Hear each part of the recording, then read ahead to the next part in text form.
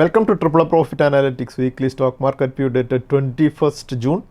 ഇന്ന് നമ്മൾ കവർ ചെയ്യുന്നത് 23 ജൂൺ മുതൽ 27 ജൂൺ വരെയുള്ള വീക്കാണ്.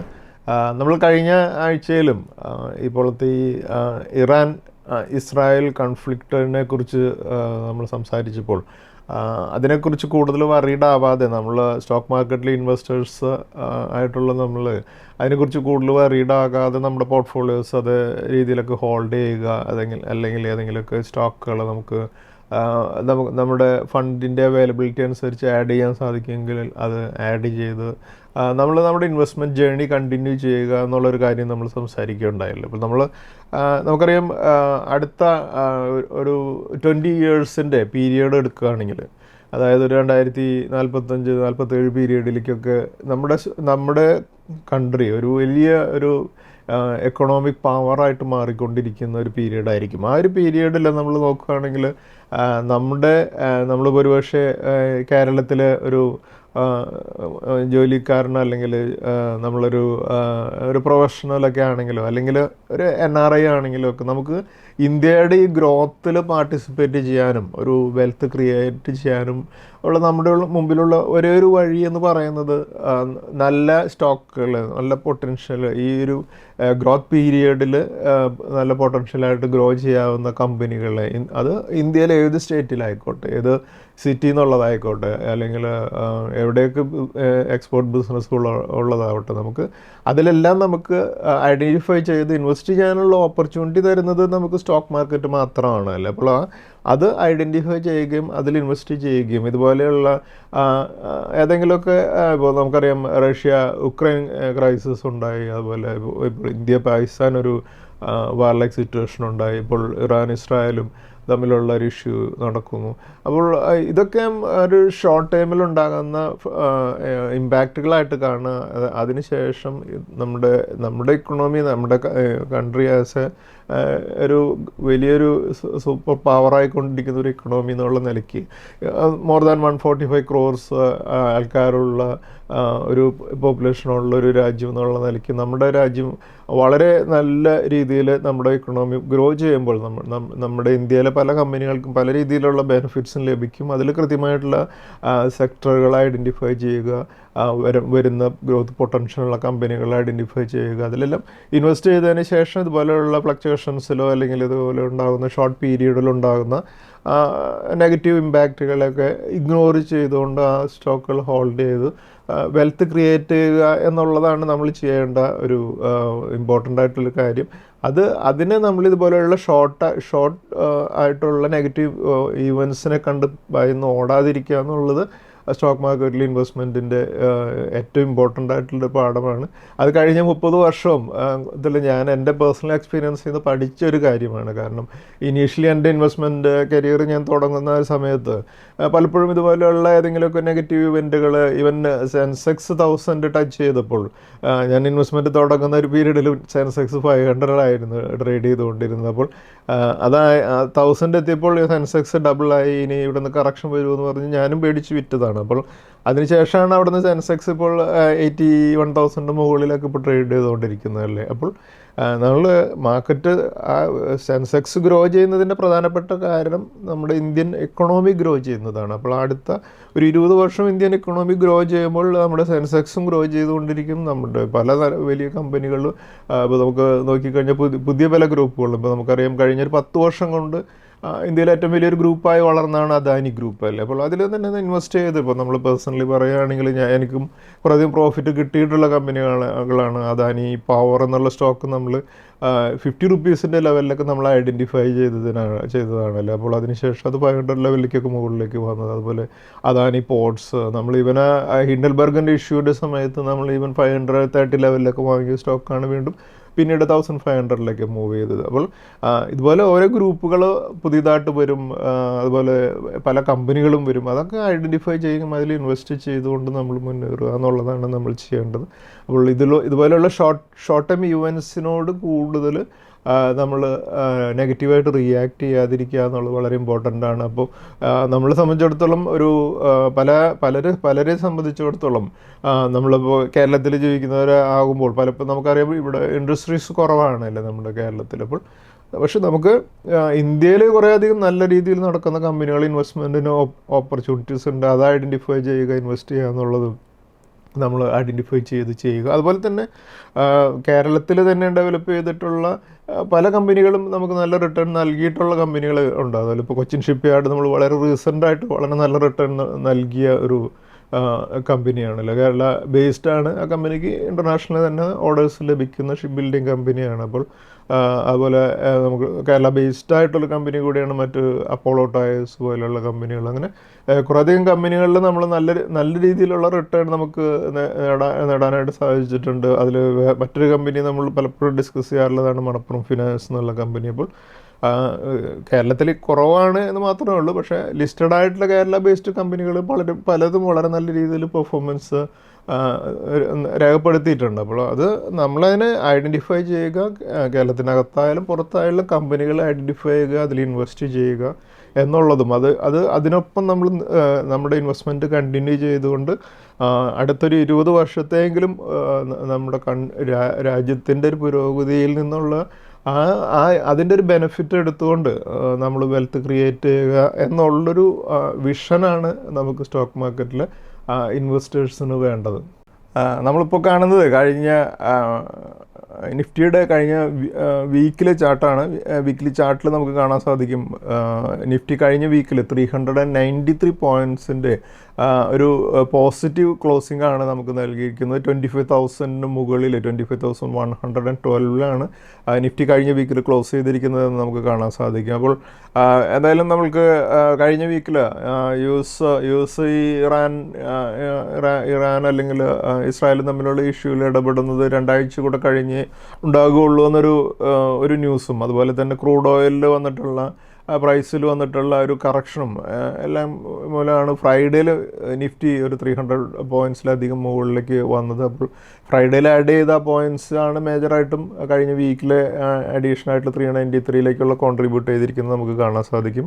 അതുപോലെ നമ്മളിപ്പോൾ കാണുന്നത് സെൻസെക്സിൻ്റെ ചാർട്ടാണ്. സെൻസെക്സ് നമുക്ക് കാണാൻ 82,494 1,289 പോയിൻറ്റ്സ് കൂടെ ആഡ് ചെയ്താണ് കഴിഞ്ഞ വീക്കിൽ നമുക്ക് ക്ലോസ് ചെയ്തിരിക്കുന്നത് കാണാം. അതുപോലെ നമ്മളിപ്പോൾ കാണുന്നത് നിഫ്റ്റിയുടെ മിഡ് ക്യാപ്പ് ഇൻഡെക്സ് ആണ്. പക്ഷേ മിഡ് ക്യാപ്പ് ഇൻഡെക്സ് കഴിഞ്ഞ വീക്കിൽ 57,995 231 പോയിൻറ്റ്സ് താഴ്ന്നാണ് ക്ലോസ് ചെയ്തിരിക്കുന്നത് നമുക്ക് കാണാൻ സാധിക്കും. അതുപോലെ സ്മോൾ ക്യാപ്പ് ഇൻഡെക്സും 180 പോയിൻറ്റ്സ് താഴ്ന്ന് 18,194 ക്ലോസ് ചെയ്തിരിക്കുന്നത് നമുക്ക് കാണാം. അപ്പോൾ നിഫ്റ്റിയും സെൻസെക്സും അപ്വേർഡ് റാലി നടത്തിയപ്പോൾ മിഡ് ക്യാപ്പ് ഇൻഡെക്സും സ്മോൾ ക്യാപ്പ് ഇൻഡെക്സും മൈനസ് ക്ലോസിംഗ് ആണ് കഴിഞ്ഞ വീക്കിൽ നമുക്ക് ലഭിച്ചതെന്ന് നമുക്കിതിൽ നിന്ന് കാണാൻ സാധിക്കും. അതുപോലെ നമ്മൾ കഴിഞ്ഞ വീക്കിൽ വളരെ ഇമ്പോർട്ടൻ്റ് ആയിട്ടുള്ളൊരു നമ്മുടെ ഇന്ത്യൻ ഇൻവെസ്റ്റേഴ്സിൻ്റെ ഒരു ഹാബിറ്റ്സിൽ വന്നിട്ടുള്ള ചേഞ്ചിനെ കുറിച്ച് നമ്മുടെ ഉദയ് കൊട്ടാക് സംസാരിക്കുകയുണ്ടായി. അദ്ദേഹം ഒരു ട്വീറ്റിലൂടെ പറഞ്ഞത് നമ്മുടെ ഇക്വിറ്റി ഇൻവെസ്റ്റ്മെൻറ്റിലേക്കും അതുപോലെ തന്നെ മ്യൂച്വൽ ഫണ്ടിലേക്കുമുള്ള ഇൻവെസ്റ്റ്മെൻറ്റിലേക്കും ഒരു വലിയൊരു ചേഞ്ച് ഇന്ത്യയിൽ നമുക്കറിയാം. ഇന്ത്യൻസ് സേവ് ചെയ്യുക എന്നുള്ള കാര്യത്തിൽ വളരെ കൺസർവേറ്റീവായിട്ട് സേവ് ചെയ്യുന്ന ഇന്ത്യൻസാണ്. പക്ഷേ അവർ ആ സേവേഴ്സ് എന്നുള്ള രീതിയിൽ നിന്നും ഇൻവെസ്റ്റേഴ്സ് എന്നുള്ള രീതിയിലേക്ക് വലിയൊരു ചേഞ്ച് വരുന്നതാണ് നമ്മളിപ്പോൾ കണ്ടുകൊണ്ടിരിക്കുന്നത്. അതായത് അദ്ദേഹം പറഞ്ഞിട്ടുള്ളൊരു ഇമ്പോർട്ടൻറ്റ് പോയിൻ്റ്, നമ്മുടെ മ്യൂച്വൽ ഫണ്ട്സിൻ്റെ AUM ഇപ്പോൾ ഫിക്സഡ് ഡെപ്പോസിറ്റ്സിൻ്റെ 31% ഗ്രോ ചെയ്തിരിക്കുകയാണ്. അതായത് നമുക്ക് നോക്കുകയാണെങ്കിൽ ഈ കോവിഡിൻ്റെ പീരീഡിന് ശേഷം ഓൾമോസ്റ്റ് ഈ പെർസെൻറ്റേജ് ഡബിൾ ചെയ്തിട്ടുണ്ടെന്നുള്ളതാണ് അതിലൊരു ഇമ്പോർട്ടൻ്റ് ആയിട്ടുള്ള കാര്യം. അതായത് വളരെ സിമ്പിളായിട്ട് പറയുകയാണെങ്കിൽ ഫിക്സഡ് ഡെപ്പോസിറ്റിൻ്റെ ഒരു 15% ആയിരുന്നു മ്യൂച്വൽ ഫണ്ടിലേക്കുള്ള ഇൻവെസ്റ്റ്മെൻറ്റ്സ് ഇന്ത്യൻ റീറ്റെയിൽ ക്ലയൻസിൻ്റെ ഉണ്ടായിരുന്നെന്നുണ്ടെങ്കിൽ ഇപ്പോൾ അത് 31% വന്നിട്ടുണ്ട്. അപ്പോൾ നമ്മൾ അദ്ദേഹം പറഞ്ഞിരിക്കുന്ന അതിനൊരു ചാർട്ട് ഫോമിലൂടെ നമ്മൾ നോക്കുകയാണെങ്കിൽ നമുക്ക് കാണാം 2015 പീരീഡിൽ ഫിക്സഡ് ഡെപ്പോസിറ്റ്സിൻ്റെ 13% മാത്രമായിരുന്നു മ്യൂച്വൽ ഫണ്ടിൽ ഇൻവെസ്റ്റ്മെൻറ്റ് ഉണ്ടായിരുന്നതെന്നുണ്ടെങ്കിൽ അത് ഒരു 2020 ആകുമ്പോഴേക്കും 16%ലേക്ക് വരികയും, പക്ഷേ മെയ് 2025 വരുമ്പോൾ അത് 31%ലേക്ക് വന്നിട്ടുണ്ട്. അതൊരു നമ്മുടെ ഇൻവെസ്റ്റേഴ്സ് എന്നുള്ള ആ ഒരു കാറ്റഗറിയുടെ ഒരു മെച്യൂരിറ്റിയിലേക്ക് വരുന്നതാണ്. ഒരുപക്ഷെ ഇത് കുറച്ച് വറിയിങ് ആയിട്ട് ഒരുപക്ഷെ കുറച്ച് കൺസർവേറ്റീവ് ആയിട്ടുള്ളവർക്ക് തോന്നാമെന്നുണ്ടെങ്കിലും ഇതൊരു ഇന്ത്യൻ ഇൻവെസ്റ്റേഴ്സ് കുറേ കൂടി മെച്യൂർഡ് ആകുന്നതാണ് നമുക്കിതിൽ നിന്ന് മനസ്സിലാക്കാൻ സാധിക്കുക.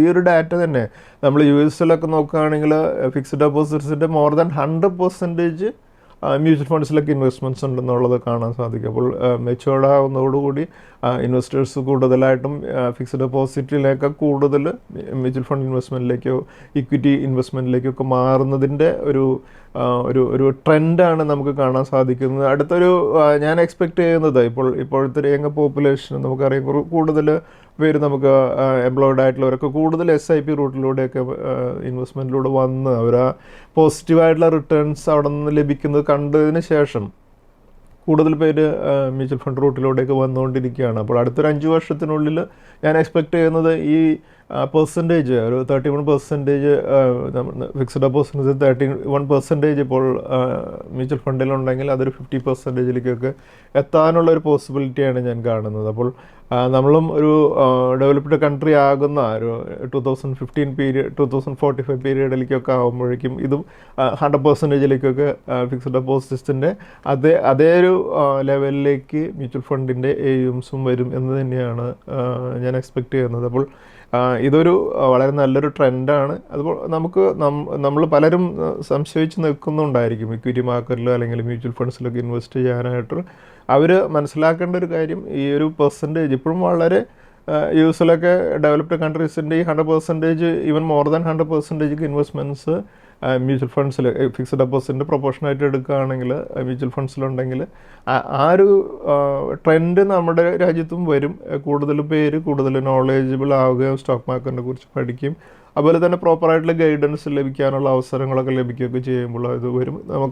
നമുക്കറിയാം ഞാൻ എൻ്റെ ഈ സ്ഥാപനമായിട്ടുള്ള ട്രിപ്പിൾ പ്രോഫിറ്റ് അനലിറ്റിക്സ് എന്നുള്ള സ്ഥാപനം തുടങ്ങുന്ന സമയത്ത് ഒരു പേയ്മെൻറ്റ് നടത്തി ഒരു റിസർച്ച് റെക്കമെൻഡേഷൻസ് എടുക്കുന്ന ഒരു കൾച്ചറൊക്കെ വളരെ കുറവായിരുന്നു. പക്ഷേ ഇപ്പോൾ നമുക്കറിയാം അത് വളരെ സീരിയസ് ആയിട്ട് കൂടുതൽ എമൗണ്ട് ഇൻവെസ്റ്റ് ചെയ്യാനായിട്ട് എസ്പെഷ്യലി കോവിഡിന് ശേഷം പ്രത്യേകിച്ച് നമുക്കറിയാം റിയൽ എസ്റ്റേറ്റിനൊക്കെ ഉള്ള ഒരു പൊട്ടൻഷ്യൽ അതിൽ നിന്ന് റിയൽ എസ്റ്റേറ്റിൻ്റെ ഇൻവെസ്റ്റ്മെൻറ്റിൽ നിന്ന് റിട്ടേണിനുള്ള പൊട്ടൻഷ്യൽസ് വളരെ കുറഞ്ഞതിന് ശേഷം കൂടുതൽ പേര് കുറച്ച് കൂടുതൽ സീരിയസ് ആയിട്ട് പലപ്പോഴും പലരും 1 ലക്ഷം 2 ലക്ഷം ഒക്കെ സ്റ്റോക്ക് മാർക്കറ്റിൽ ഇൻവെസ്റ്റ് ചെയ്യുന്നതിന് പകരം ഇപ്പോൾ 5 lakhs 10 lakhs 50 lakhs 1 crore ഒക്കെ ഇക്വിറ്റി മാർക്കറ്റിലേക്ക് ഡയറക്റ്റ് ഇൻവെസ്റ്റ് ചെയ്യാനായിട്ട് തയ്യാറാകുന്നുണ്ട്. പക്ഷേ അവർ പ്രോപ്പറായിട്ടുള്ള ഒരു റിസർച്ച് റെക്കമെൻഡേഷൻസും ഡീറ്റെയിൽഡ് ആയിട്ട് ഇൻവെസ്റ്റ് ചെയ്യുന്നൊരു കമ്പനിയെ കുറിച്ച് കൃത്യമായിട്ട് പഠിച്ച് ആ കമ്പനിയുടെ വരും ദിവസങ്ങളിലുള്ള പൊട്ടൻഷ്യൽ മനസ്സിലാക്കിയിട്ടുള്ള ഇൻവെസ്റ്റ്മെൻറ്റിലേക്ക് പോകാനായിട്ടുള്ള ഒരു ട്രെൻഡിലേക്ക് വന്നിട്ടുണ്ട്. അപ്പോൾ അതാണ് നമ്മൾ കാണുന്ന ഒരു ചേഞ്ച്. കൂടുതൽ പേര് ഇതുപോലെയുള്ള കുറേ കൂടി സയൻറ്റിഫിക് ആയിട്ടുള്ള രീതിയിലേക്ക്, അതായത് പ്രോപ്പർ ഗൈഡൻസോട് കൂടി വെറുതെ കണ്ണടച്ച് ഏതെങ്കിലും ഒരു സ്റ്റോക്ക് വളരെ ലോ പ്രൈസ്ഡ് ആയിട്ടൊരു സ്റ്റോക്ക് വാങ്ങി അത് മുകളിലേക്ക് വരുന്നതിന് വേണ്ടിയിട്ട് പ്രാർത്ഥിച്ചുകൊണ്ടിരിക്കുന്ന ആ ഒരു രീതിയിൽ നിന്ന് മാറി വളരെ പൊട്ടൻഷ്യലുള്ള കമ്പനികളിൽ ഇൻവെസ്റ്റ് ചെയ്ത് വളരെ നല്ല രീതിയിൽ വെൽത്ത് ക്രിയേറ്റ് ചെയ്യുന്ന രീതിയിലേക്ക് നമ്മുടെ സ്റ്റോക്ക് മാർക്കറ്റിൽ ഇൻവെസ്റ്റ്മെൻറ്റ് വന്നിട്ടുണ്ട്. അതുപോലെ തന്നെ SIP റൂട്ടിലൂടെ മേജറായിട്ടും ഇന്ന് നമുക്കറിയാം മേജറായിട്ട് ഒരു ഓൾമോസ്റ്റ് എല്ലാ എംപ്ലോയിഡ് ആയിട്ടുള്ളവരും മ്യൂച്വൽ ഫണ്ട് റൂട്ടിലൂടെ ഇൻവെസ്റ്റ്മെൻറ്റ് SIP റൂട്ടിലൂടെ പഠിച്ചിട്ടുണ്ട്. അവർ വീണ്ടും അതിലൂടെയുള്ള ആ ഒരു ഭയം മാറിക്കഴിഞ്ഞാൽ അവർ ഇക്വിറ്റി മാർക്കറ്റിലേക്ക് ഡയറക്റ്റ് വരികയും ഇൻവെസ്റ്റ്മെൻറ്റിലേക്ക് വരികയൊക്കെ ചെയ്തിട്ടുണ്ട്. അതൊരു വലിയൊരു ചേഞ്ചാണ്. അതായത് സേവേഴ്സ് എന്നുള്ള രീതിയിൽ നിന്നും ഇൻവെസ്റ്റേഴ്സ് എന്നുള്ള രീതിയിലേക്കുള്ള ആ കൾച്ചർ ഡെവലപ്പ് ചെയ്യുന്നതിൻ്റെ ഒരു വലിയ ഇമ്പോർട്ടൻ്റ് ആയിട്ടുള്ളൊരു ചേഞ്ച് ഇന്ത്യൻ ഇൻവെസ്റ്റേഴ്സിന് വന്നിട്ടുള്ളതാണ് നമ്മൾ കാണുന്നത്. അതുപോലെ തന്നെ പലപ്പോഴും ഇപ്പോഴും ചോദിച്ചുകൊണ്ടിരിക്കുന്ന ഒരു ചോദ്യം ഞാൻ പലപ്പോഴും ഗവൺമെൻറ് എംപ്ലോയീസിൽ നിന്ന് കേൾക്കുന്ന ഒരു ചോദ്യമാണ്, ഞങ്ങൾക്ക് സ്റ്റോക്ക് മാർക്കറ്റിൽ ഇൻവെസ്റ്റ് ചെയ്യാൻ ലീഗലി പെർമിറ്റഡ് ആണോ എന്നുള്ളൊരു കാര്യം ചോദിക്കുന്നത് പലപ്പോഴും ഇപ്പോഴും ഞാൻ കേൾക്കാറുണ്ട്. അപ്പോൾ അത് കൃത്യമായിട്ട് നിങ്ങളൊരു യാതൊരുവിധ സംശയവും ഇല്ലാതെ മനസ്സിലാക്കേണ്ടത് ഗവൺമെൻറ് ഇൻവെസ്റ്റേഴ്സ് സ്റ്റോക്ക് മാർക്കറ്റിലെ ഇക്വിറ്റിയിൽ ഇൻവെസ്റ്റേഴ്സിനെ സപ്പോർട്ട് ചെയ്യുകയാണ് ഗവൺമെൻറ് പോളിസി തന്നെ. ഗവൺമെൻറ്റും ഇൻവെസ്റ്റ്മെൻറ്റിന് വളരെ നല്ല രീതിയിൽ പ്രൊമോട്ട് ചെയ്യുന്നുണ്ട്. പക്ഷേ നിങ്ങൾ ഈ ഫ്യൂച്ചേഴ്സ് ആൻഡ് ഓപ്ഷൻ പോലെയുള്ള അല്ലെങ്കിൽ ഇൻട്രാഡേ ട്രേഡിംഗ് പോലെയുള്ള ആക്ടിവിറ്റീസിലാണ് ഗവൺമെൻറ് എംപ്ലോയീസിന് പാർട്ടിസിപ്പേറ്റ് ചെയ്യാൻ പാടില്ലാത്തത്. ഒരു സ്റ്റോക്ക് നിങ്ങൾ വാങ്ങി ഡിമാറ്റ് അക്കൗണ്ടിൽ വന്ന് അത് ഈവൻ 10 ഡേയ്സിനുള്ളിൽ വേണമെങ്കിൽ പോലും വിൽക്കാം. അതിലൊന്നും പ്രശ്നമില്ല. അതുപോലെ തന്നെ ഷോർട്ട് ടൈമിലേക്കോ ലോങ് ടൈമിലേക്കൊക്കെ സ്റ്റോക്കുകളിൽ ഇൻവെസ്റ്റ് ചെയ്യുന്നതിനോ അല്ലെങ്കിൽ മ്യൂച്വൽ ഫണ്ടിൽ ഇൻവെസ്റ്റ് ചെയ്യുന്നതിനോ യാതൊരുവിധ റെസ്ട്രിക്ഷൻസും ഇപ്പോഴത്തെ നിലയിൽ ഗവൺമെൻറ് എംപ്ലോയീസിനില്ല. അതുകൂടെ നിങ്ങൾക്ക് മനസ്സിലാക്കേണ്ട ഒരു ഇമ്പോർട്ടൻ്റ് ആയിട്ടുള്ളൊരു കാര്യമാണ്. അതുപോലെ നമ്മൾ നെക്സ്റ്റ് വീക്കിൽ നമുക്കൊരു ഇമ്പോർട്ടൻ്റ് ആയിട്ടുള്ള IPO നടക്കുന്നുണ്ട്. കുറേയധികം IPOs അടുത്ത ആഴ്ചയിലുണ്ട്. പക്ഷേ ഒരു പ്രധാനപ്പെട്ട IPO വരുന്നത് HDB ഫിനാൻഷ്യൽ സർവീസസ് എന്നുള്ള HDFC ബാങ്കിൻ്റെ ഒരു NBFC ഹാമിൻ്റെ ഒരു IPO ആണ് നെക്സ്റ്റ് വീക്കിൽ നടക്കുന്നത്. അപ്പോൾ IPO നമുക്ക് നോക്കുകയാണെങ്കിൽ ഈ company retail and commercial lending സെഗ്മെൻറ്റ്സിലാണ് കമ്പനി പ്രോഡക്ട്സ് നൽകുന്നത്, സർവീസസ് നൽകുന്നത്. Personal loans, vehicle loans, gold loans, അതുപോലെ തന്നെ ലോൺ അഗൻസ്റ്റ് പ്രോപ്പർട്ടി എന്നീ പ്രോഡക്ട്സാണ് കമ്പനി ബേസിക്കലി നൽകുന്നത്. അപ്പോൾ ഈ കമ്പനിക്ക് അധികവും സെമി അർബൻ റൂറൽ മാർക്കറ്റ്സിലെല്ലാം പ്രസൻസ് ഉള്ളൊരു കമ്പനിയാണ്. ഓൾറെഡി വളരെ നല്ല രീതിയിൽ ബിസിനസ് ചെയ്യുന്നൊരു കമ്പനിയാണ് HDB ഫിനാൻഷ്യൽ സർവീസസ് എന്നുള്ള കമ്പനി. ഓൾമോസ്റ്റ് നമ്മൾ നോക്കുകയാണെങ്കിൽ നമുക്കറിയാം ബജാജ് ഫിനാൻസിൻ്റെ സർവീസിൻ്റെ ഒരു മോഡൽ നമ്മൾ കണ്ടിട്ടുണ്ടായിരിക്കും അല്ലെ. കുറേ എല്ലാ ഈ ഇലക്ട്രോണിക് കോമ്പണൻസ്, ഇലക്ട്രോണിക് ഐറ്റംസ് വിൽക്കുന്ന കടകളിലൊക്കെ EMI മോഡലിലുള്ള ബിസിനസ് ലോൺസ് നൽകുന്ന ആ ഒരു ബിസിനസ്സും ഈ HDB ഫിനാൻഷ്യൽ സർവീസ് വളരെ ആക്റ്റീവായിട്ട് ചെയ്യുന്ന ഒരു ബിസിനസ്സാണ്. അപ്പോൾ HDB എന്തായാലും വളരെ സക്സസ്ഫുള്ളായിട്ടൊരു IPO നടത്തിയതിന് ശേഷം ഞാൻ എക്സ്പെക്റ്റ് ചെയ്യുന്നത് വളരെ നല്ല രീതിയിൽ വെൽത്ത് ക്രിയേറ്റ് ചെയ്യാനായിട്ട് ഇൻവെസ്റ്റേഴ്സിനെ സഹായിക്കുമെന്നുള്ളത് തന്നെയാണ്. ഈ IPOയുടെ സൈസ് വരുന്നത് 12,500 crore. IPO 2025 ഏറ്റവും വലിയൊരു IPO ആയിട്ട് മാറും. ഇത് കഴിഞ്ഞ് നമുക്കറിയാം ഇതിന് മുമ്പ് ഇതിൽ വലിയൊരു IPO നടന്നത് ഹുണ്ടയുടെ IPO ആണ്. അതിനുശേഷം ഈ 2024 IPOയ്ക്ക് ശേഷം ഹുണ്ടയുടെ IPOയ്ക്ക് ശേഷം 2025 നടക്കുന്ന ഏറ്റവും വലിയ IPO ആയിരിക്കും HDB ഫിനാൻഷ്യൽ സർവീസസ്. ഈ IPOയുടെ IPO ബാൻഡ് വരുന്നത് 700 to 740 ആയിരിക്കും.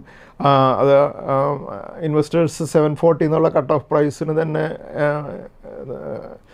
സബ്സ്ക്രൈബ് ചെയ്യുന്നതാണ് ഈ IPO അലോട്ട്മെൻറ്റ് ലഭിക്കാനായിട്ട് നല്ലത്. അതുപോലെ തന്നെ IPO ഓപ്പൺ ചെയ്യുന്നത് June 25 അതിനുശേഷം June 27 ക്ലോസ് ചെയ്യും. അതിനുശേഷം ഇത് ബേസിസ് ഓഫ് അലോട്ട്മെൻ്റ് എല്ലാം ഫൈനലൈസ് ചെയ്യുന്നത് June 30 കൂടിയായിരിക്കും. അതിനുശേഷം NSEയിലും BSEയിലും HDB financial service July 2 list ചെയ്യും എന്നാണ് എക്സ്പെക്റ്റ് ചെയ്യുന്നത്. മിനിമം ലോട്ട് സൈസ് അപ്ലൈ ചെയ്യേണ്ടത് 20 shares ആണ്. അതുപോലെ അതായത് ഒരു 14,800 അപ്പർ പ്രൈസ് ബാൻഡിൽ അപ്ലൈ ചെയ്യുമ്പോൾ 14,800 മിനിമം എമൗണ്ട് വേണം അപ്ലൈ ചെയ്യാനായിട്ട്. അപ്പോൾ അറ്റ്ലീസ്റ്റ് ഒരു മിനിമം ലോട്ട് സൈസിനെങ്കിലും അതായത് 20 sharesനെങ്കിലും നമുക്ക് അപ്ലൈ ചെയ്യാൻ പറ്റിയ വളരെ നല്ലൊരു സ്റ്റോക്കായിരിക്കും HDB ഫിനാൻഷ്യൽ സർവീസസ്. അതുപോലെ നമ്മൾ കഴിഞ്ഞ ദിവസത്തിൽ വളരെ നല്ല രീതിയിൽ ഓൾമോസ്റ്റ് ഒരു 10-year ഹൈയിലേക്ക് മൂവ് ചെയ്തൊരു സ്റ്റോക്കാണ്. നമുക്കറിയാം ആദിത്യ ബിർള ക്യാപിറ്റൽ എന്നുള്ള കമ്പനി, ആദിത്യ ബിർള ഗ്രൂപ്പിൽ നിന്നുള്ള ഈ കമ്പനി കുറേ സമയം വളരെ അണ്ടർ പെർഫോം ചെയ്തതിന് ശേഷം ഇപ്പോൾ ഒരു 10-year ഹൈയിലേക്ക് വന്ന് കഴിഞ്ഞ വീക്കിൽ ക്ലോസ് ചെയ്തിരിക്കുന്നത് ഒരു 260 ലെവലിലാണ്. ആദിത്യ ബിർള ക്യാപിറ്റൽ ഞാൻ എക്സ്പെക്റ്റ് ചെയ്യുന്നത് ഈ ഒരു അപ് ട്രെൻഡ് കുറേ കൂടി കണ്ടിന്യൂ ചെയ്യും എന്ന് തന്നെയാണ്. അപ്പോൾ അതുകൊണ്ട് തന്നെ നമ്മുടെ ഇൻവെസ്റ്റേഴ്സിന് ആദിത്യ ബിർള ക്യാപിറ്റൽ നമ്മുടെ ഈ വാച്ച് ലിസ്റ്റിൽ കീപ്പ് ചെയ്യേണ്ട ഒരു സ്റ്റോക്കാണ്. അതുപോലെ നമ്മൾ എല്ലാ വീഡിയോയിലും ഹൈ വാല്യൂഡ് ആയിട്ടുള്ള 4 സ്റ്റോക്കുകളെ കുറിച്ച് ഡിസ്കസ് ചെയ്യാറുണ്ട്. അതിലിന്ന് നമ്മൾ ഡിസ്കസ് ചെയ്യുന്ന ആദ്യത്തെ സ്റ്റോക്ക് ഇൻഡ്യൂറൻസ് ടെക്നോളജീസ് എന്നുള്ള കമ്പനിയാണ്. ഈ കമ്പനി കഴിഞ്ഞ വീക്കിൽ ഫ്രൈഡേയിൽ വളരെ നല്ല രീതിയിലൊരു അപ്വേർഡ് മൂവ്മെൻറ്റോട് കൂടി ഓൾമോസ്റ്റ് 7% ഉയർന്ന് ക്ലോസ് ചെയ്തിരിക്കുന്നത് 2576 endurance technologies auto parts and equipments എന്നുള്ള ഇൻഡസ്ട്രിയിൽ നിന്നുള്ള സ്റ്റോക്കാണ്. ഈ സ്റ്റോക്ക് ഈ ഒരു അപ് ട്രെൻഡ് ഇപ്പോഴത്തെ ലഭിച്ചിട്ടുള്ളൊരു അപ് ട്രെൻഡ് വരും ദിവസങ്ങളിൽ കണ്ടിന്യൂ ചെയ്യുമെന്ന് നമുക്ക് എക്സ്പെക്റ്റ് ചെയ്യാം. അതുപോലെ next stock JB chemicals and pharmaceuticals എന്നുള്ള ഈ കമ്പനി, ഫാർമസ്യൂട്ടിക്കൽസ് എന്നുള്ള ഇൻഡസ്ട്രി എന്നുള്ള ഈ കമ്പനി കഴിഞ്ഞ വീക്കിൽ വളരെ നല്ല രീതിയിൽ ഒരു അപ്വേർഡ് മൂവ്മെൻറ്റോട് കൂടി ഓൾമോസ്റ്റ് ഫ്രൈഡേയിൽ ഒരു 6% ഉയർന്ന് 1772 ലെവലിലാണ് ക്ലോസ് ചെയ്തിരിക്കുന്നത്. JB Chem വളരെ നല്ല രീതിയിൽ പെർഫോം ചെയ്യുന്ന ഒരു സ്റ്റോക്കാണ്. ഈ സ്റ്റോക്ക് ഒരു വലിയൊരു കറക്ഷന് ശേഷം 1300 ലെവലിലേക്കൊക്കെ കറക്റ്റ് ചെയ്തതിന് ശേഷമാണ് ഇപ്പോൾ ഈ റീബൗണ്ട് നടക്കുന്നത്. കമ്പനി ഇനിയും ഈ സ്റ്റോക്ക് ഒരു 20% ഒരു അപ്വേർഡ് മൂവ്മെൻറ്റ് എക്സ്പെക്റ്റ് ചെയ്യാവുന്ന ഒരു സ്റ്റോക്കാണ്. അതുപോലെ നമുക്കറിയാം കഴിഞ്ഞ വർഷം ലിസ്റ്റ് ചെയ്ത ഹുണ്ടായിയുടെ സ്റ്റോക്ക് കഴിഞ്ഞ ഫ്രൈഡേയിൽ പുതിയൊരു ഉയരം കുറിക്കുകയുണ്ടായ 2048 വന്നിട്ടുണ്ട്. കഴിഞ്ഞ വീക്കിൽ ക്ലോസ് ചെയ്തിരിക്കുന്നത് 2006 Hyundai Motors cars and utility vehicles എന്നുള്ള ഇൻഡസ്ട്രി എന്നുള്ള സ്റ്റോക്കാണ്. ഈ സ്റ്റോക്ക് വരും ദിവസങ്ങളിൽ ഇന്ത്യയിൽ വളരെ നല്ല രീതിയിലുള്ള പെർഫോമൻസ് ഉള്ളതുകൊണ്ട് തന്നെ കമ്പനി വളരെ നല്ല രീതിയിൽ പെർഫോം ചെയ്യുമെന്ന് നമുക്ക് എക്സ്പെക്റ്റ് ചെയ്യാം. അതുപോലെ നെക്സ്റ്റ് സ്റ്റോക്കാണ് MCX മൾട്ടി കമോഡിറ്റി എക്സ്ചേഞ്ച് എന്നുള്ള ഈ സ്റ്റോക്ക്. നമുക്കറിയാം കമോഡിറ്റി ഏറ്റവും ലീഡിംഗ് ആയിട്ടുള്ള എക്സ്ചേഞ്ചാണ് ഈ സ്റ്റോക്ക്. ഇത് ക്യാപിറ്റൽ മാർക്കറ്റ്സ് എന്നുള്ള ഇൻഡസ്ട്രി എന്നുള്ളതാണ്. പ്രധാനമായിട്ടും ഇന്ത്യയിലെ ഗോൾഡും ക്രൂഡ് ഓയിലും പോലെയുള്ള പ്രധാനപ്പെട്ട ഇൻ്റർനാഷണൽ കമോഡിറ്റീസ് എല്ലാം ട്രേഡ് ചെയ്യുന്നത് MCX-ലാണ്. ഈ സ്റ്റോക്ക് വളരെ നല്ല രീതിയിൽ ഈവൻ കഴിഞ്ഞൊരു 1 ഇയറിനുള്ളിൽ ഓൾമോസ്റ്റ് ഡബിൾ ആകുകയുണ്ടായി. കഴിഞ്ഞ ഫ്രൈഡേയിലും വീണ്ടും ഈ സ്റ്റോക്ക് ഒരു റാലിയോടുകൂടി 8000 മുകളിലേക്ക് ഒരു 10-year ഹൈയിലേക്ക് വന്നിട്ടുണ്ട്. 8085 ലെവലിലാണ് ഈ സ്റ്റോക്ക് കഴിഞ്ഞ വീക്കിൽ ക്ലോസ് ചെയ്തിരിക്കുന്നത്. ഈ സ്റ്റോക്ക് ഇതിലൊരു ഡിസ്ക്ലൈമർ ഉള്ളത് MCX എന്നുള്ള കമ്പനി ഞാൻ ബേസിക്കലി ഹോൾഡ് ചെയ്യുന്നൊരു കമ്പനിയാണ്. ഒരു 1100 ലെവലിൽ ഞാൻ ഇൻവെസ്റ്റ് ചെയ്തിട്ടുള്ളൊരു കമ്പനിയാണ് MCX. വരും ദിവസങ്ങളിലും ഈ ഒരു പെർഫോമൻസ് കണ്ടിന്യൂ ചെയ്യുകയും ഇവിടെ നിന്ന് വീണ്ടും ഒരു 20% മുകളിലേക്ക് പോകുമെന്ന് എക്സ്പെക്റ്റ് ചെയ്യാവുന്ന ഒരു കമ്പനിയാണ് മൾട്ടി കമോഡിറ്റി എക്സ്ചേഞ്ച്. അതുപോലെ നമ്മൾ കഴിഞ്ഞ ദിവസങ്ങളിൽ മെയ് മന്തിൻ്റെ അവസാനം ഞങ്ങളുടെ ഡയമണ്ട് പിക്ക് സീരീസിലുള്ള ഏറ്റവും ലേറ്റസ്റ്റ് റിലീസായിട്ടുള്ള ഡയമണ്ട് പിക്ക് 29 ഞങ്ങൾ മെയ് മന്തിൽ റിലീസ് ചെയ്തിരുന്നു. ആ സ്റ്റോക്ക് ഇപ്പോഴും ഒരു ബൈ റേഞ്ചിൽ തന്നെയാണ് ഉള്ളത്. ഡയമണ്ട് പിക്ക് ഇപ്പോഴും നിങ്ങൾക്ക് സബ്സ്ക്രൈബ് ചെയ്യാവുന്നതാണ്. അതുപോലെ ഞങ്ങളുടെ ജൂൺ മന്തിൽ ഏറ്റവും ലേറ്റസ്റ്റ് ആയിട്ടുള്ള ഗോൾഡൻ പിക്ക് സീരീസിലെ ഗോൾഡൻ പിക്ക് 11 ഞങ്ങൾ റിലീസ് ചെയ്യുന്നുണ്ട്. ആ ഗോൾഡൻ പിക്ക് 11ൻ്റെ ഇപ്പോൾ അഡ്വാൻസ് പ്രീ ബുക്കിംഗ് നടന്നുകൊണ്ടിരിക്കുകയാണ്. നമുക്ക് അതിൻ്റെ ഗോൾഡൻ പിക്ക് വേണ്ടവർക്ക് അഡ്വാൻസ് ബുക്കിംഗ് ചെയ്യാവുന്നൊരു സമയമാണ്. അതുപോലെ ഈ ഗോൾഡൻ പിക്ക് സീരീസ് എന്ന് പറഞ്ഞാൽ അതിൻ്റെ ഒരു എക്സാമ്പിൾ നോക്കുകയാണെങ്കിൽ ഞങ്ങളുടെ ഗോൾഡൻ പിക്ക് 1 HSCL എന്നുള്ള ഗിമാദ്രി സ്പെഷ്യാലിറ്റി കെമിക്കൽസ് എന്നുള്ള സ്റ്റോക്ക് ഞങ്ങൾ റെക്കമെൻഡ് ചെയ്തിരുന്നത് 130 ലെവലിലായിരുന്നു.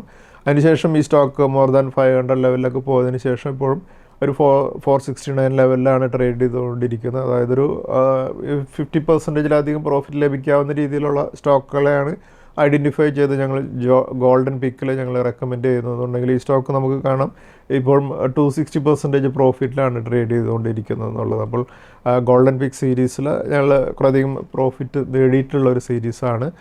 അതുപോലെ ഞങ്ങളുടെ ഏറ്റവും ഷോർട്ട് പീരിയഡിൽ പ്രോഫിറ്റ് ബുക്ക് ചെയ്യാനായിട്ട് നിയർലി ഒരു 15% പ്രോഫിറ്റ് ബുക്ക് ചെയ്യാനുള്ള റെക്കമെൻഡേഷൻസ് ഞങ്ങൾ നൽകുന്ന ഒരു പാക്കാണ് ട്രിപ്പിൾ സ്വിംഗ് ഡെലിവറി റെക്കമെൻഡേഷൻ എന്നുള്ള പാക്ക്. ആ പാക്കിൽ ഞങ്ങൾ അടുത്ത റീസെൻ്റായിട്ട് പ്രോഫിറ്റ് ബുക്ക് ചെയ്ത കുറച്ച് സ്റ്റോക്കുകളുടെ ചാർട്ട്സ് നമുക്ക് നോക്കാം. കൃഷാന എന്ന സ്റ്റോക്ക് ഞങ്ങൾ റെക്കമെൻഡ് ചെയ്തിരുന്നത് 400 ലെവലിലായിരുന്നു. അതിനുശേഷം ഈ സ്റ്റോക്ക് 460 ലെവലിലേക്ക് മൂവ് ചെയ്തപ്പോൾ ഒരു 15% പ്രോഫിറ്റ് ഞങ്ങൾക്ക് കൃഷാനയിൽ ബുക്ക് ചെയ്യാനായിട്ട് സാധിച്ചു. അതുപോലെ PSP പ്രോജക്റ്റ് ഞങ്ങൾ 635 എൻ്റർ ചെയ്ത് 730 റാലിയിൽ ഞങ്ങൾ പ്രോഫിറ്റ് ബുക്ക് ചെയ്തപ്പോൾ ഒരു 15% പ്രോഫിറ്റ് ഞങ്ങൾക്ക് PSP പ്രോജക്റ്റിലും. അതുപോലെ ടാൻല പ്ലാറ്റ്ഫോംസ് ഞങ്ങൾ 585 എൻ്റർ ചെയ്ത് 675 പ്രോഫിറ്റ് ബുക്ക് ചെയ്തപ്പോൾ ഒരു 15%. അതുപോലെ ഹെറിറ്റേജ് ഫുഡ്സ് ഞങ്ങൾ 410 എൻ്റർ ചെയ്ത് 475 പ്രോഫിറ്റ് ബുക്ക് ചെയ്തപ്പോൾ ഒരു 15%. അതുപോലെ പാരാദീപ് ഫോസ്ഫേറ്റ്സ് ഞങ്ങൾ 155 എൻ്റർ ചെയ്ത് 180 പ്രോഫിറ്റ് ബുക്ക് ചെയ്തപ്പോൾ ഒരു 16%. അതുപോലെ ഭാരത് ഡൈനാമിക്സ് ലിമിറ്റഡ് ഞങ്ങൾ 1635 എൻ്റർ ചെയ്ത് 2050 ഞങ്ങൾ പ്രോഫിറ്റ് ബുക്ക് ചെയ്തപ്പോൾ ഒരു 25%. അതുപോലെ എഞ്ചിനീയേഴ്സ് ഇന്ത്യ 182 എൻ്റർ ചെയ്ത് 230 പ്രോഫിറ്റ് ബുക്ക് ചെയ്തപ്പോൾ ഒരു 13% പ്രോഫിറ്റും. അതുപോലെ TD പവർ സിസ്റ്റംസ് 455 എൻ്റർ ചെയ്ത് 510 പ്രോഫിറ്റ് ബുക്ക് ചെയ്തപ്പോൾ ഒരു 12% പ്രോഫിറ്റും. അതുപോലെ അപ്പോളോ പൈപ്സ് 405 എൻ്റർ ചെയ്ത് 465 റാലിയിൽ ഞങ്ങളൊരു പ്രോഫിറ്റ് ബുക്ക് ചെയ്തപ്പോൾ ഒരു 14% പ്രോഫിറ്റ് ബുക്ക് ചെയ്യാനായിട്ട് സാധിച്ചു. അതുപോലെ മിതാനി 315 എൻ്റർ ചെയ്ത് 365 ഞങ്ങൾ ഒരു 15% പ്രോഫിറ്റ് ബുക്ക് ചെയ്തു. അതുപോലെ ട്രിപ്പിൾ വെൽത്ത് ബിൽഡറിൽ എന്ന ഞങ്ങളുടെ മറ്റൊരു റെക്കമെൻഡേഷൻ പാക്കേജ് ആയിട്ടുള്ള ട്രിപ്പിൾ വെൽത്ത് ബിൽഡറിൽ ഞങ്ങൾ പാരാ ഡിഫൻസ് എന്നുള്ള സ്റ്റോക്ക് 765 എൻ്റർ ചെയ്ത് 1225 പ്രോഫിറ്റ് ബുക്ക് ചെയ്തപ്പോൾ ഒരു 60% പ്രോഫിറ്റുമാണ് ഞങ്ങൾക്ക് ബുക്ക് ചെയ്യാനായിട്ട് സാധിച്ചത്.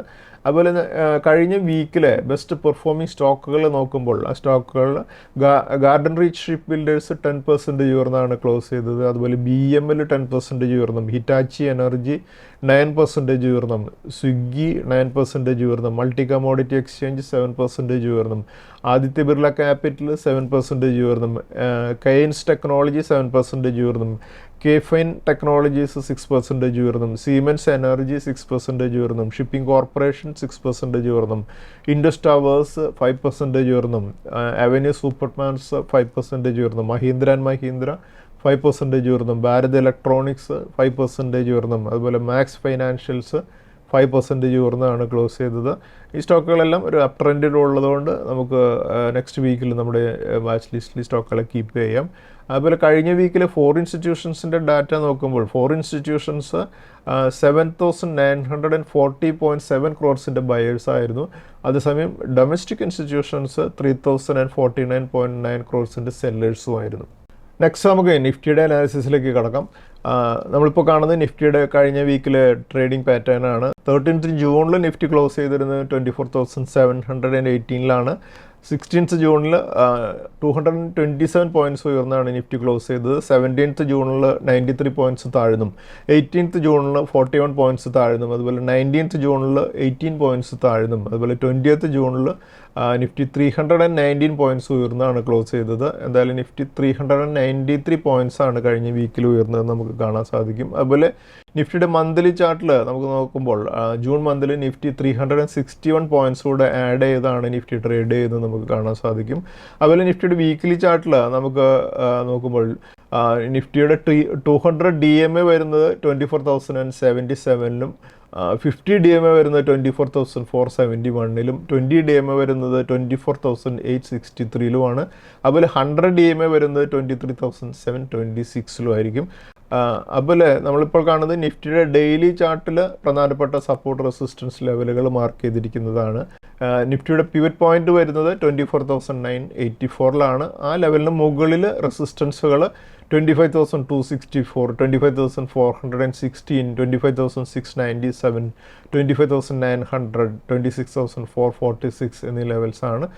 എന്തായാലും ഈ ജിയോ പൊളിറ്റിക്കൽ ടെൻഷൻസിനെല്ലാം ഒരു അയവ് വരികയാണെങ്കിൽ നമുക്കൊരു 25,900 വരെയുള്ളൊരു അപ്വേർഡ് മൂവ്മെൻ്റ് ആണ് നമ്മൾ നിഫ്റ്റിയിൽ ഇനി പ്രതീക്ഷിക്കേണ്ടത്. അതേസമയം നിഫ്റ്റി 24,984 താഴേക്ക് കറക്റ്റ് ചെയ്യുകയാണെങ്കിൽ അടുത്ത സപ്പോർട്ട് ലെവലുകൾ 24,600, 24,399, 24,085, 23,420, 22,905 എന്നീ ലെവൽസ് ആയിരിക്കും. അതുപോലെ നമ്മൾ നെക്സ്റ്റ് വീക്കിലേക്ക് ഒരു വീക്കിലി റേഞ്ച് ഫിക്സ് ചെയ്യുമ്പോൾ അപ്പർ റേഞ്ച് 25,900 ലോവർ റേഞ്ച് 24,085 ആയിരിക്കും. പിവറ്റ് പോയിൻ്റായിട്ട് നിൽക്കുക 24,984 ആയിരിക്കും. നെക്സ്റ്റ് നമുക്ക് അടുത്ത ആഴ്ചയിൽ ഇൻവെസ്റ്റ്മെൻറ്റ് സ്ട്രാറ്റജീസിലേക്ക് കടക്കുമ്പോൾ നമ്മുടെ ഈ വീക്കിലെ സ്റ്റോക്ക് ഓഫ് ദി വീക്കായിട്ട് നമ്മളിന്ന് ഡിസ്കസ് ചെയ്യുന്നത് ആദിത്യ ബിർള ക്യാപിറ്റലാണ്. ഈ സ്റ്റോക്ക് വളരെ നല്ലൊരു അപ് ട്രെൻഡിൽ 260 ലെവലിലാണ് കഴിഞ്ഞ വീക്കിൽ ക്ലോസ് ചെയ്തിരിക്കുന്നത്. 260 മുകളിൽ ആദിത്യ ബിർള ക്യാപിറ്റലിന് അടുത്തൊരു റെസിസ്റ്റൻസ് 290 ആയിരിക്കും. അതുകൊണ്ട് നമ്മുടെ ഇന്നത്തെ stock of the week Aditya Birla ക്യാപിറ്റലാണ്. അതുപോലെ നമ്മുടെ ഇന്നത്തെ ട്രിപ്പിൾ ടെക്നിക്കൽ പിക്കായിട്ട് നമ്മൾ ഡിസ്കസ് ചെയ്യുന്ന സ്റ്റോക്ക് RBL ബാങ്ക് ആണ്. RBL ബാങ്ക് ബാങ്ക് കഴിഞ്ഞ വീക്കിൽ ക്ലോസ് ചെയ്തിരിക്കുന്നത് 228 228 മുകളിൽ RBL ബാങ്കിന് അടുത്ത റെസിസ്റ്റൻസ് ആയിരിക്കും 260 ആണ്. അതുപോലെ നമ്മുടെ അടുത്ത ആഴ്ചയിലേക്കുള്ള സ്റ്റോക്സ് വിത്ത് ടെക്നിക്കൽ ബ്രേക്ക് ഔട്ടുകൾ ഏതൊക്കെയാണെന്ന് നോക്കാം. ഈ സ്റ്റോക്കുകൾ BEML, കൊച്ചിൻ ഷിപ്പ്യാർഡ്, ഹഡ്കോ, ശോഭ, അതുപോലെ ജിയോ ഫിനാൻസ് എന്നീ സ്റ്റോക്കുകളാണ്. ഈ സ്റ്റോക്കുകളും നമുക്ക് അടുത്ത ആഴ്ചയിൽ നമ്മുടെ വാച്ച് ലിസ്റ്റിൽ കീപ്പ് ചെയ്യാം. Thank you. സെബി നൽകുന്ന രജിസ്ട്രേഷനും നിസം സർട്ടിഫിക്കേഷനും റിസർച്ച് അനലിസ്റ്റിന്റെ പ്രകടനത്തിന് ഒരു ഉറപ്പും നൽകുന്നില്ല. സെക്യൂരിറ്റീസ് മാർക്കറ്റുകളിലെ നിക്ഷേപം നഷ്ടസാധ്യതകൾക്ക് വിധേയമാണ്. നിക്ഷേപിക്കുന്നതിന് മുമ്പ് ബന്ധപ്പെട്ട എല്ലാ രേഖകളും ശ്രദ്ധാപൂർവം വായിക്കുക. ഇന്ന് ഉദ്ധരിച്ച സെക്യൂരിറ്റികൾ ഉദാഹരണങ്ങൾ മാത്രമാണ്, റെക്കമെൻഡേഷൻസ് അല്ല.